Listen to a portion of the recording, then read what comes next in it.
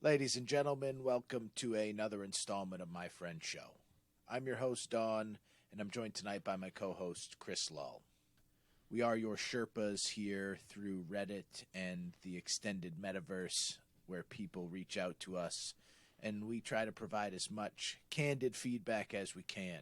This week, we're focusing on 3 questions. The first one being about a new neighbor who is potentially a danger. The second question is from a young man who doesn't know if he can get back the things that he gave away for free. And then our third question comes from a user. It's our first genuine user submitted question outside of Buttstuff69, which we appreciate that troll from one of our listeners. But this is our first real question from a user that was submitted through our email. So we really appreciate that. I wanted to dive in tonight with kind of a news segment for you, Chris, to get you fired up, called In the News. So let's start with a couple news stories that I found while I was perusing Reddit, and I want to get your take on it. The first one is scientists to broadcast Earth's location to aliens, ignoring Stephen Hawking's warning. What do you think about that? Broadcasting to aliens is a terrible idea. I couldn't stress that enough. If things are going to go wrong, right, it's not like they're going to go wrong and you can fix the problem. Hope that nothing comes down to see us. What do you think, Don? Yeah, that's my take on it too. I do, of course, hope that aliens visit us and we do get an experience like that in my lifetime. But what we know about humanity already, like the likelihood that these aliens are friendly is slim to none. Furthermore, like the fact that we've sent them their coordinates. It also said in this article that we're sending our genetic information, pictures of what we look like. And I guess we've been doing this since the 70s, so maybe we don't have to worry too much. But just feels short-sighted to me that we're going to blast all our vital information out into space and hope that nothing comes and eats us or enslaves us, worse than we already are. They could just start cloning and all of a sudden just infiltrate that way. Now, I mean, maybe that's where Biden came from, or it's Trump, or who else could it be? I mean, Will Smith? Could be Trump, could be Will Smith. Nancy Pelosi, is that why she's so good at trading stocks? It's not insider information. She's an alien clone. I see where you're going there. A lot of people are just, I mean, now they're all suspect, and I'm pretty sure there's a lot of aliens out there. And sending our DNA across the universe is not a good idea. Definitely a risky proposition. Second article for tonight is even better. Laura Trump, she's the daughter-in-law of Donald Trump, blames 2 safe playgrounds on a deck filled with spring breakers collapse. This reminds me of what we were talking about yesterday, that you were saying, the youth are too coddled. And this is exactly what she's saying, too, that the youth of the nation are too coddled, so they couldn't figure out that this was going to turn into a tragedy. It had nothing to do with, the drugs and alcohol at the illegal party, or that these people weren't thinking about what the structural engineering of this, deck that they were sitting on. This just boggles my mind. What do you think about when you see this? What I said was you were too coddled, and that's false. Some would argue that it's true, and I agree with the fact that we are too coddled. And I say we because older generations were just tougher. It's just fact. What she was getting at was these play sets become so not dangerous that you can be literally running around as a kid with zero chance of falling. You probably shouldn't go to those play sets. You should go to the ones that are more fun, the ones that the kid actually can fall off. And we got a video of a kid falling off a play set that was pretty funny in the group chat. The kid was fine. And what I was thinking was, cool play set. I learned all of my safety from actual experience. I get what she's saying here. These kids were on this deck, and Like nobody, there's so many people there and nobody realized that it was a bad scenario. And that's why I think there's more to come from this. Maybe I'm wrong, but I would like to see someone's opinion on that deck that probably realized that it wasn't safe. Like that's something I think about when I'm on decks. Is that not something you think about, Don? I guess I don't go to a lot of wild deck parties anymore. Yeah. But certainly as a young person, I was just there to party. And I feel like this is the media doing that thing that it does where it takes an idea that you and I understand really well. Like we feel that participation trophies and coddling is not a great way to raise someone. And then they hyperinflate it around every issue that they can find to constantly beat it into you. I think she tried to make a connection there, and it might not have been the best, but it was also probably, I don't know, 3 minutes of a 50-minute episode of whatever she was on. So I do see some connections when I'm in situations where I feel unsafe, when there's too many people around, or even if I was on a deck that's really small and I'm like, charged with trying to fix the deck myself, figuring out what's broken about it. I was on a deck in Amesbury when I was looking at a house, and when I was on there, my first thought was, don't go too close to the railings. The railings do not look safe, and it was pretty obvious to me, but I feel like you learn that stuff on an unsafe playground for sure. Getting splinters, not assuming that the boards are perfect, which now they are perfect. I definitely see what she's saying. If I was on that deck and there was a ton of people, I would be looking for signs. My buddy's dad once said, always know your exits. And that's kind of like something that stood with me, was when you're in a situation that might be uncomfortable, there's a reason why it's uncomfortable. It might be unsafe. Make sure you know where your exit signs are and that you know how to get out of there. And it's not, as you think about that saying, it's not knowing just your exits. It's about when you're in situations, being attuned to those situations and look for signs of danger. Well, I actually like that. I like where you're going with that. And I still don't believe that the playground setups that kids played on led to the structural failure here. But I bet there were some young people that got away from that situation because they had that awareness mindset. My old man always said that awareness is the key. That was like his thing. Beat it into us as children, figuratively, not literally. But it was something where we were always constantly told that we have to pay attention, have to look at the situation, and I think you're onto something with that. But I also think this was really Laura Trump taking some liberties here and punching down on a large group of people, which we don't do here at my friend's show. We punch up. All right, enough mucking around in the news. Let's move on to the questions for the evening, or for the morning, sorry. My soon-to-be new neighbor just shot a hole in my no trespassing sign with a shotgun.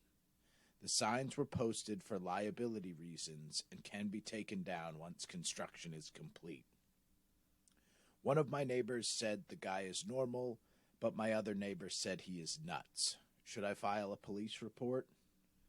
There's a little more detail here, too. I recently purchased a piece of land, and I'm in the process of building a home. For liability reasons, I had to post no trespassing signs. One of my neighbors came onto my property, removed the sign, shot a hole in the sign with a shotgun, and then nailed it back up. They have also turned the sign to face my property instead of theirs. Should I file a police report, go talk to him, or leave it alone? Well, that's a tough one, honestly. What would you do in this scenario? Just quick blanket response, like your neighbor shot your sign. Neighbors are tricky anyways, man. With everything that I just heard there, my first thought is it's probably time to move. Yeah, really, you would just totally get away from the situation. Like, this guy is clearly too over the top for you, and you would run away. It's not that I think that I would want to move. It's just if this person is coming to this thread to ask what he should do, I do not think he's ready for what he would need to do to win this fight. Now, there is no winning this fight either way. That's going to be your neighbor for life. You're not your only situation here would be to maybe have them move. How are you going to get them to move? Because they're always going to be a pain in the ass. There's no way that people that are that crazy are going to just be like, oh, actually, everything's great here. Do you guys want to come over for dinner? Like, no, and they're not going to move. They don't care. They are the aggressors. So your best bet here is to move. I don't know. I think there could actually be a middle ground here. If this was something that I was dealing with here with a challenging neighbor, I've had many challenging neighbors that have, not pulled guns on us, but definitely left very aggressive notes or taped things to my door and really been like the aggressor in the scenario. And I've always gone to those people and been like, hey, what's going on here? Like, how can we coexist in this space? And, this one does have the added level of at least presumed violence here. But I think it could be as simple as actually talking to the neighbor and finding out what their issue is with the no trespassing and saying that it's just a temporary situation because we're building a home here. We're not planning on keeping the no trespassing signs up, and seeing if they could actually find a middle ground. It may be just one of those more rugged wilderness areas where people like to shoot off the shotgun once in a while. Make a point. Let it be known. It happens. You're right. Okay. So first step would be to go check those people out. Like maybe somebody else did it and then just hung it back up. They were like, screw that sign. There was some kids. But exactly, yeah. If it turns out that those people shot that sign and then hung it back up for any reason outside of doing it because they found it on the ground there already shot, I would. You don't want to have crappy neighbors. If they're crazy enough to shoot a sign and then hang it back up at you, it's going to keep on going. Even if you do get over this one hurdle, there will be many more. And I guess, do you have kids? Do you not have kids? I like the idea of living next door to somebody with a gun, someone that maybe would protect our area. Maybe he's got like a family tie to the area and he doesn't want to see it get gentrified with these yuppies coming in with no trespassing signs. And he's just trying to, he had a shitty day, maybe. I'm just, I'm spitballing here. He could be a fucking psychopath too. So I understand that. But maybe he's just one of those guys that's a little bit old fashioned and he wanted to make a point. And it was an aggressive point. It was not, it shouldn't be tolerated. But I would still recommend that you at least try to talk to him and say, hey, we're not here to fuck up your life, dude. We're just building a home. We want to be part of this community. I understand you got strong feelings about it. Let's try to work this out. I think that's a better approach than just running away, personally. A weird neighbor that has a gun? No, it's not worth it. You could find another place. I personally sympathize with the people who, not with the existing people, with the people who bought the land. Like now it's their land, and there's something like kind of American and honorable about protecting your own property. Like I wouldn't run away from this guy. I also don't want to get shot in the face, but I'm not even worried that this guy's going to shoot you in the face. I'm more worried that you're going to have a shitty neighbor no matter what. Like that's always a risk, though. I guess my advice is if they turn out to be a bad neighbor after you do what Don did, hey, how you doing? Here's some beers. You try that, doesn't work. Cookies. Yeah, cookies. That's how I won my neighbors over. I brought them cookies.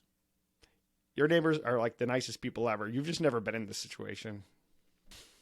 All right, well, I think in the end, the best thing for this person to do is to protect their property. But if it does get out of hand, Chris is right. You could just move on. Let's go on to question 2. Would it be okay to ask back for something I gave away for free? So the thing is, a couple years ago, when I was cleaning up outside, I ran into some kids and we talked about Pokémon for like 10 minutes. After that, they asked me if I could let them play some games, and I'm bad with kids, so I said yes. I gave them some games so they would leave me alone, and their parents told me that if I needed anything, I could ask them. Now I want my games back because of nostalgia, and I'm pretty sure they still live there. It's been like 2 or more years. Is it fine for me to ask for them back? I'm pretty sure they aren't playing them anymore since a lot of new consoles came out and no one cares for 3DS games anymore. I want to specify here that I'm not asking if it's okay legally, but if it's fine socially. I'm not so good with asking people, so I wanted to know if it's acceptable to ask for the thing back in a situation like this. This kid got hustled by some local kids. That's exactly what happened. These kids ran over, peed on his leg, and then got Pokemon games out of it. Absolutely. Yeah. It was some kids, and the games are not valuable, it sounds like. It's only nostalgia. And with that, I would have to say he did a good thing and let his games go. Who cares? But now I see it. So I would do the same thing in that scenario. I don't think that he got hustled. But I do think he should just walk over there and ask. There's no reason not to. Typically in those scenarios, if the parents were involved in it and said that they would give the games back, usually the parents wouldn't let bad things happen to those particular items. So maybe they forgot about them immediately. They might have, but there's also a chance that they remembered. But if they didn't and they got trashed, I mean, it's been so long at this point. You got to go back and say or just let them know, sorry, or I don't mind. Just say it doesn't matter to you. It doesn't matter at all. No big deal. I'm just checking on it. But you know what I mean, Don? When something's at your house and it's not yours, you take better care of it. I think so within reason. Personally, after a certain time frame, like if someone on the street gave my kids something 2 years ago, there's no chance that that's, been taken care of past that point. If they had specifically asked me, like, hey, I'm letting your kids borrow this, make sure you give it back. But in this scenario, like, these are gone, dude. I would not be asking for these things back. I think that's in poor social taste, personally. I feel like this is, like, already gone. And I don't condone giving neighborhood street urchin kids anything. I don't want them coming back asking for more. No way. Yeah. It was... This person's probably not you, though. So that's what we got to consider. This person is probably someone that's approachable to kids. Doesn't have... Don't like kids. Just not giving them stuff. I said approachable. I mean, so approachable that they were like, hey, can I have this toy? Can I bring this home? And then at that point they said yes. And it's a fair deal. But the parents did say that they would take care of it. So hopefully they took care of it. Shot. Yeah, who cares? What do you got to lose? It's not like they're your neighbor that's shooting a shotgun at your sign. This is a friendly neighbor that said they would take care of your stuff. Now, don't be disappointed if it's ruined. That's going to happen. So I agree with Don on that. Like, there's a chance this thing is in the trash, but it doesn't hurt to try. Yeah, I guess you're right. Like, it doesn't hurt to try. I would still probably, like, if this was me in that scenario, I would chalk these up to gone. I might, in passing, say to them, hey, do you still have those Pokemon games? I'm trying to get back into wrangling some Charizards. But I don't expect them to still have them or to come back. Yeah. No expectations. I wouldn't be on a tightrope like Don is because he's nervous about his neighbors that I guess shoot up the sign. Shot in the face. We know. I'd just ask him. Do you have those games still? If not, no big deal. I figured I'd just ask. My cousin was asking about them, but I told her they were probably in the trash, but I figured I'd ask. I don't know. You can lie if you want and just whatever it is, but you thought that up quick. It was a quick lie. Nice work. Yeah. I use that one all the time. That's a good one. You know who this reminds me of? This reminds me of someone near and dear to you who would definitely pull this stunt on one of your neighbors. Someone near and dear that would definitely pull this stunt. This has a Ben. This has Ben written all over it. Oh, for sure, 100%. Your neighbor for free games, absolutely. Oh yeah. I mean, I don't trust him at all. So usually when it leaves, I'm like, even if I tell him it's the most important thing in the world and I need it back tomorrow, I still wouldn't get it back for 6 months. And it might be in good shape, but only if somebody else got involved, like his mom. And that did happen. He had my skateboard for a very long time. He told me to bring it back tomorrow. And then the only time that I ever ended up getting it back is because my sister dropped it off in my house. But I didn't have it for 6 months. Yeah, that sounds about right. That's what I feel happened in this situation, honestly, is that like a kid like Ben, who is crafty, clever, saw this guy and like chatted him up, heard about the weakness there, like just kind of felt him out and immediately asked for those games, and that was it. Like that's what I'm picturing here. There is a chance these kids played with these games for like an hour though, and then it got packed up and put in the garage on a shelf. Yep, definitely.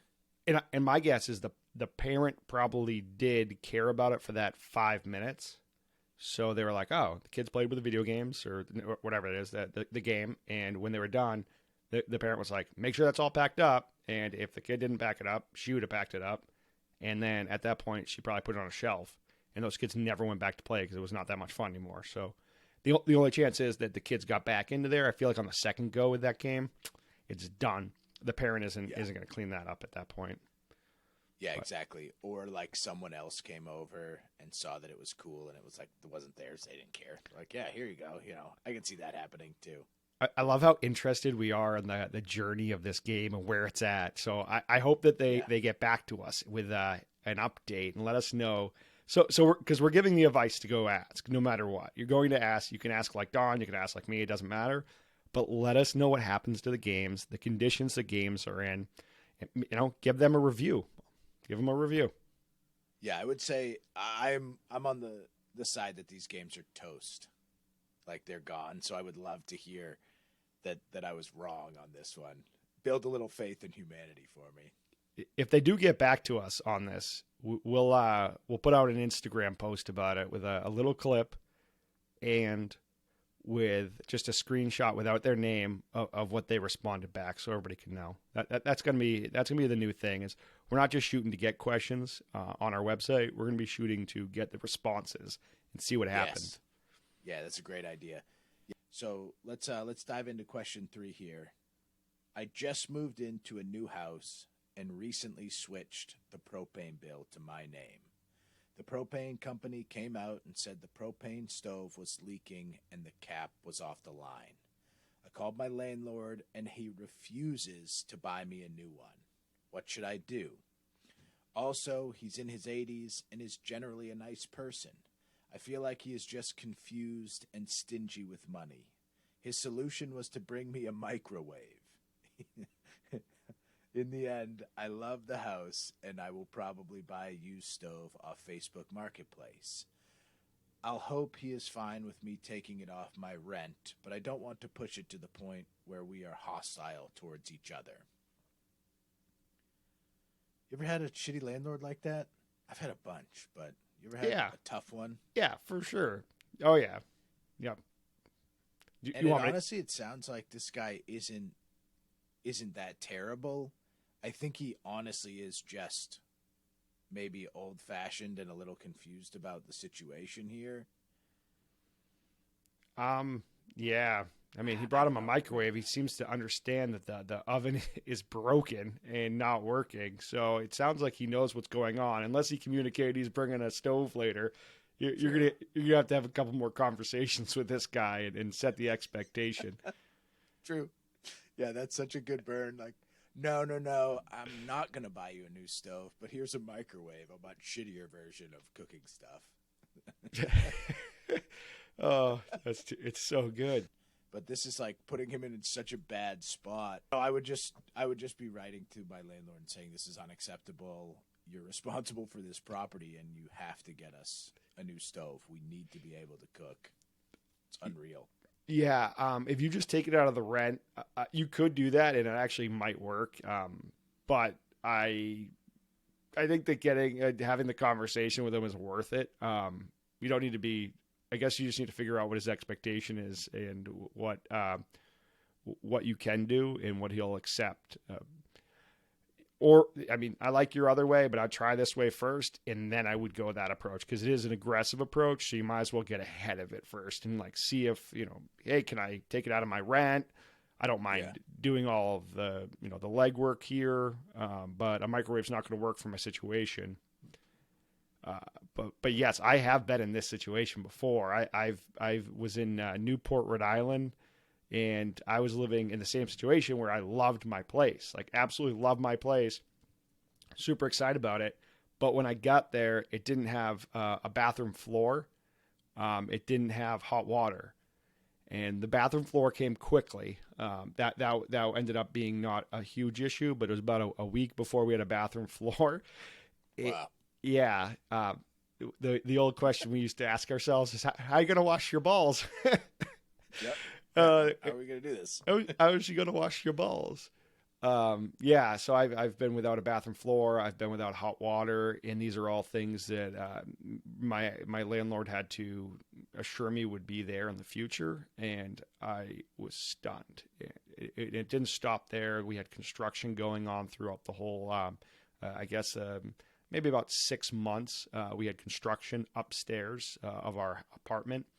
And we were, essentially work from home. We were students, so we were at the house quite a bit, just hearing banging on the walls all the time. So yeah, you're going to be in bad situations, but if you work those situations nicely, and you stay in good communication, it's not all that bad. We did end up getting a nicer apartment out of it.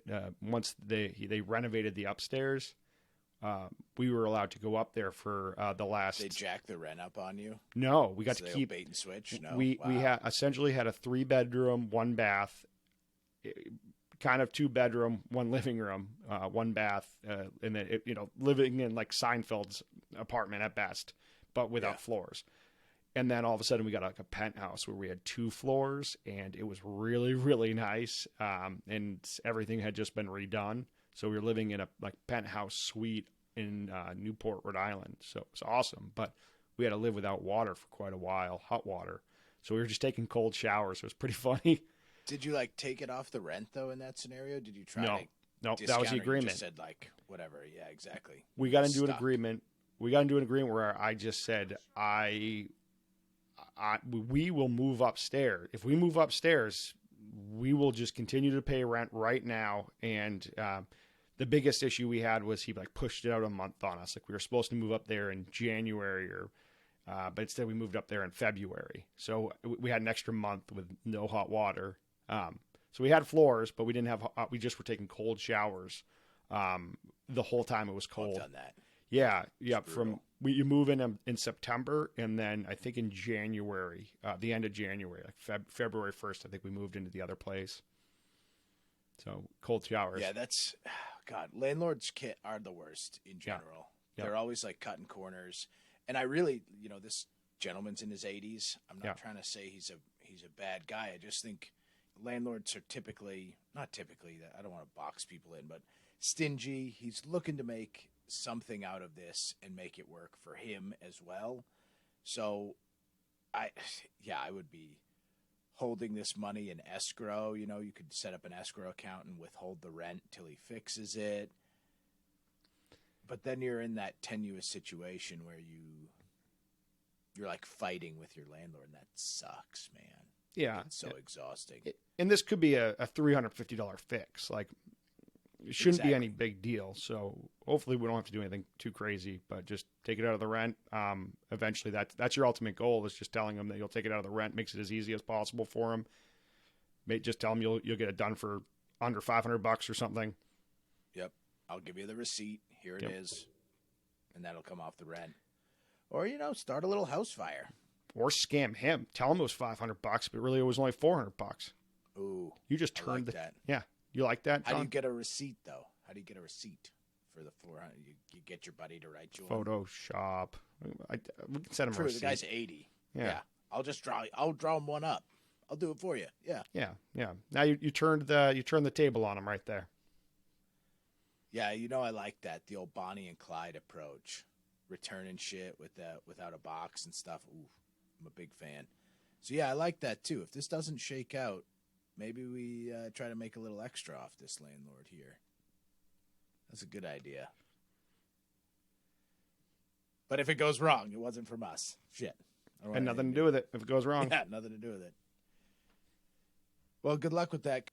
I think you're learning a valuable lesson about landlords right here, and it really does speak to the owning your own property comes in handy, but at the same time, you have so many more problems like this that come up. It's always so much better when you have at least a moderately responsive landlord and you can just get shit done.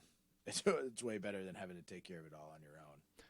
Do know you have all the cards here, though. Essentially, Yes. your landlord does have to fix this. This is on your landlord completely. It's just how you want to navigate it when it's, kind of an awkward situation. How old is this user? He's a little bit younger than me, but not much. Like maybe he's in his 30s, like early 30s at this point. Gotcha. I could be wrong. Shit. I don't know. He's like 25. I think he is. Yeah, 22? he might be. 20. No, he's not my brother's 18 age. years old. He's in college. Yeah. Yeah. Getting punked right now by his landlord. By some bully 80-year-old Yeah. landlord. No, I think he's like my age. He's a little bit younger. He's got to draw a line in the sand on this one, and I do wish him the best. Please let us know how it works out. We definitely want to know here, so send it back in or join us on the Reddit page. I'm going to post your question there, and we'll track it because I hope it works out. Because I have seen the place and it's very cool. That's it for questions. Chris, did you plan anything for the finale of the show? You got a riddle for me? Any questions? No riddle, but I do have a question for you. Okay. How do you feel about bringing your kids to the brewery? Or do you like it? Yeah, I think it's awesome. Actually, I was really hyped up on it for a while. I'm not a real beer drinker, but it was really cool when, this was pre-COVID, when we used to take another friend of ours would come with his kids. That was cool. There were like 5 or 6 kids running around. We could just chill, drink beers. I think that's the future of adult activity. You know what I mean? Like going out with the family, being able to chill and have some beers and let the kids roam around. And the breweries were always super cool about it too. Yeah, I see it that way too. I guess the terminology we're looking for is it's adulting, and sometimes adulting isn't great, but adulting in this scenario where you can go to a brewery, drink beers, and let your kids run around is pretty awesome. Yeah, I hope the breweries don't change that. I don't think they plan on it, but I hope they don't deviate from that. I can tell some of those hipsters, those urban woodsmen that are there who are younger, who don't have kids, are not thrilled about this like pack of kids running around. But man, go out later at night. Like my kids aren't going to be here much longer. We're just here to hang out. It's like 2:00 in the afternoon.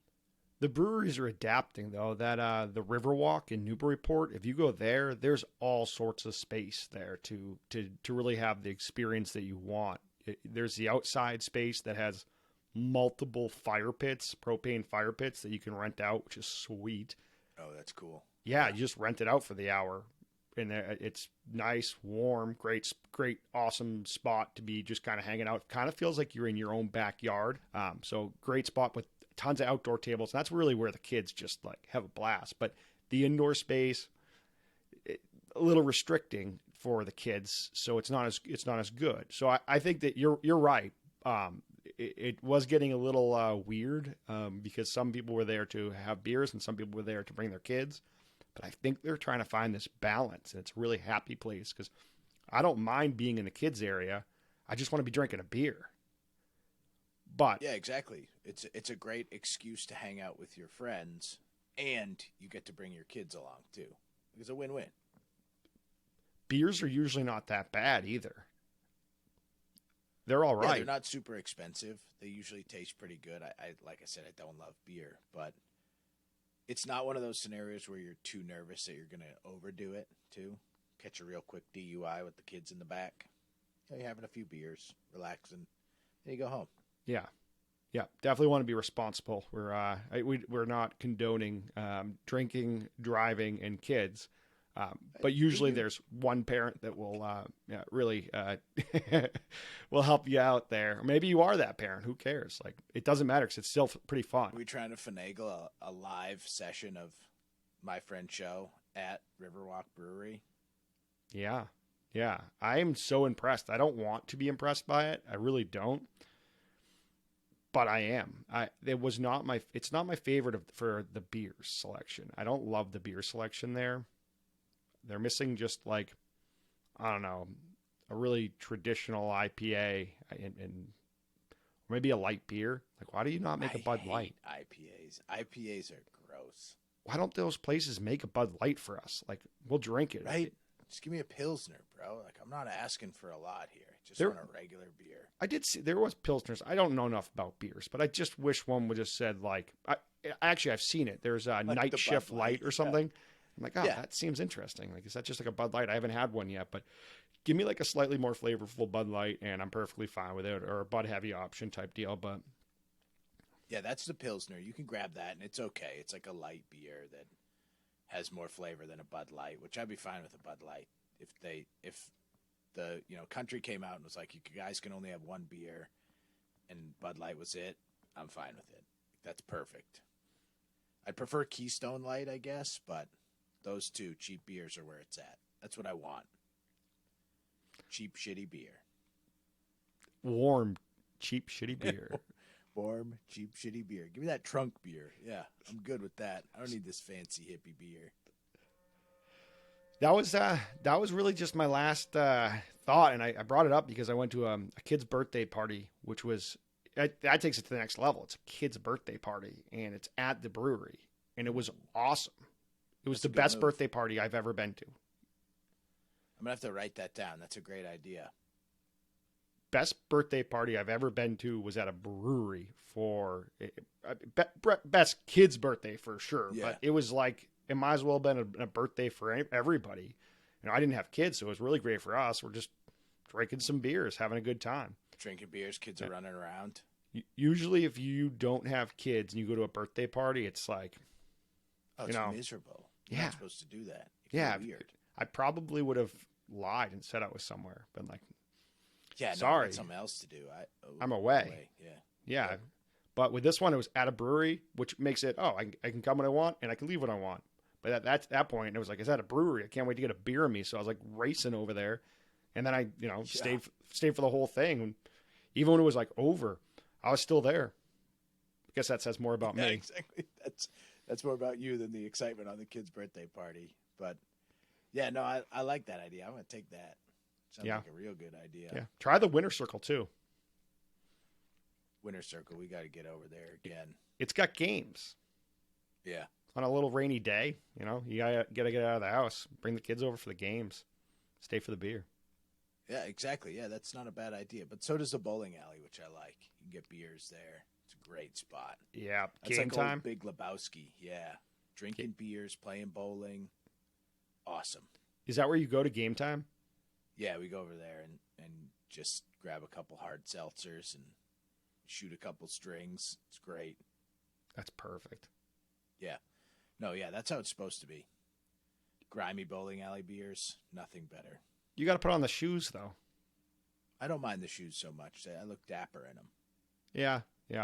A little bit more intense. That's more of a, especially if you have a bunch of kids. That gets hectic. You're inside. I see. Yeah, I was just talking about hanging out. I don't want to do a birthday party there. No, I'll do that at the brewery. At the brewery. Best birthday party is at the brewery. Everybody should be doing it. And I think we're really plugging this so we can stop going to birthdays anywhere else besides at a brewery. Yeah, everybody take note. Anyone who listens who has kids, we'd appreciate these parties at the brewery from now on.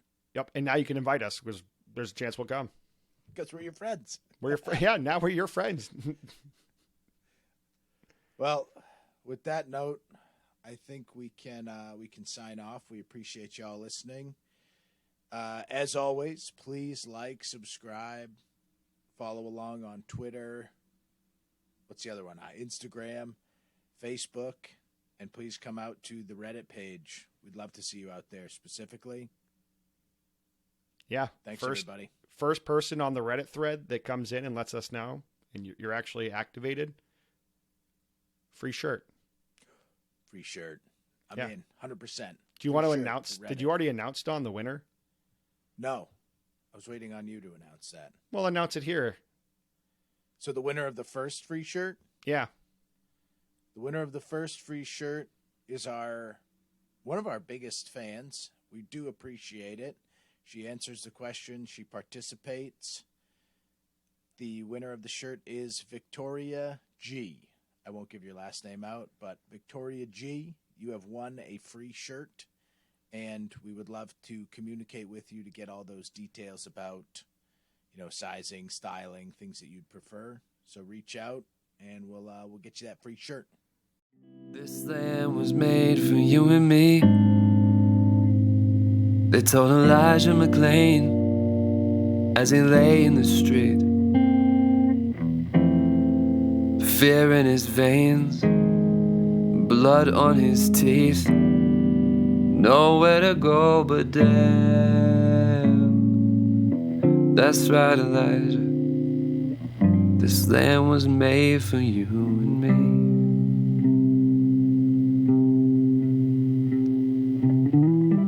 This land was made for you and me.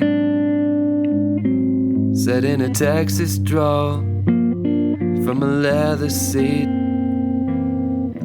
Protesters swarming outside in their funny pink hats, bawling their eyes out, yeah.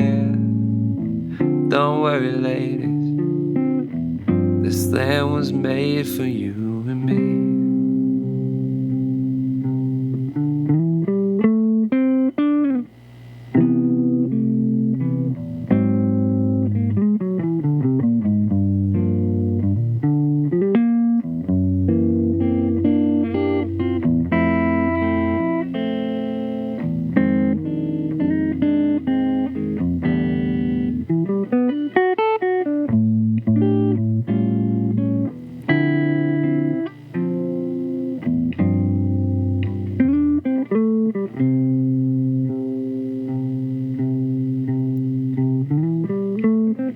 This land was made for you and me, as a citadel, a sanctuary from all the evils of the world. And we can run it down just like that.